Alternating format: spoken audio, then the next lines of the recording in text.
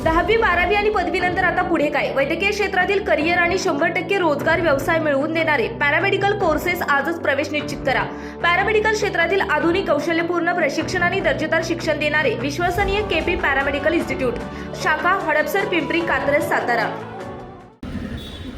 खरं तर निवडणुकीचा प्रचार कसा करायचा हे समोर बसलेल्यांना आणि व्यासपीठावर बसलेल्यांना नवीन नाही.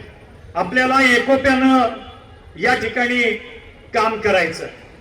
आमच्या वायजी पवारांनी 4 कागद माझ्या पुढे दिलीत. वायजी आता एवढं बोलणं शक्य नाही कारण 5 मिनिटात संपवायचंय. पण प्रचार काय केला जातो, बुद्धिभेद काय केला जातो, एक गोष्ट लक्षात घेतली पाहिजे.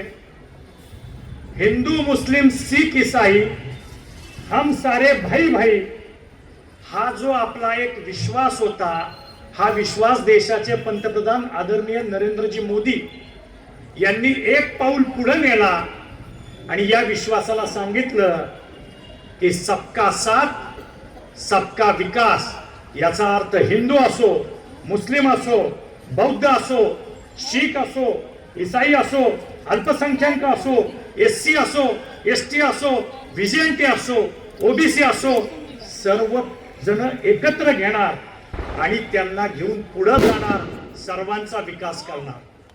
त्यामुळे कुठल्या धर्माचा आहे, कुठल्या समाजाचा आहे याचा विचार न करता या भारताच्या समृद्धीसाठी, भारताच्या विकासासाठी जो जो पुढे येईल त्या सर्वांना बरोबर घ्यायचं आणि त्यांच्यापर्यंत या विकसित भारताच्या माध्यमातून अनेक योजना पोचून त्यांना सक्षम करायचं, हे मोदीजींचं स्वप्न आहे. त्याच्यामुळं पुन्हा एकदा आपल्याला मोदीजींना पंतप्रधानपदी बसवायचं.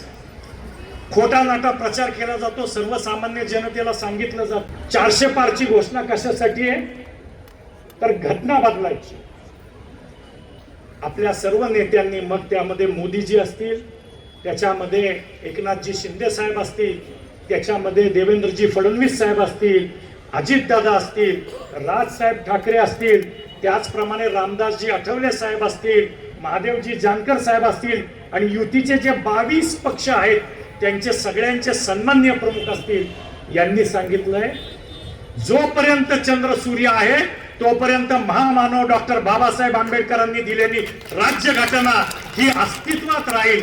कारण राज्यघटनेमध्ये दुरुस्त्या कराव्या लागतात. महिलांचा कायदा आणला, शक्ती कायदा आणला, आपल्याला दुरुस्ती करावी लागते. सायबर क्राईम आले, आपल्याला दुरुस्ती करावी लागते. नवीन नवीन गोष्टी आल्या, आपल्याला दुरुस्ती करावी लागते. राज्यघटनेत चांगल्या गोष्टी आणणार, चांगल्या गोष्टींचा समावेश होणार, ज्याच्यामुळे सर्वसामान्यांचं जीवन अधिक सुखी आणि समृद्ध होणार, याच्यासाठी आपण कटिबद्ध आहोत. जो मूळचा गाभा आहे तो तसाच राहील.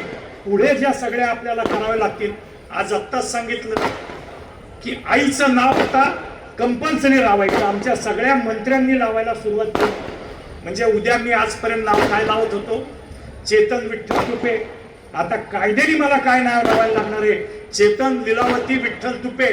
हा महिलांचा सन्मान आहे, हा मातांचा सन्मान आहे. हा सन्मान इथे महायुती घडवून आणते. आपल्याला पाहिजेत, हे बदल झाले पाहिजेत. या बदलाचं आपण स्वागत करतो. आमच्या माय माऊलींचं जिथं सन्मान वाढतोय त्याचं आम्ही स्वागत करतो. दुसरं खोटं काय सांगितलं जातं, मोदीजी जर आले तर परत इलेक्शन होणार नाही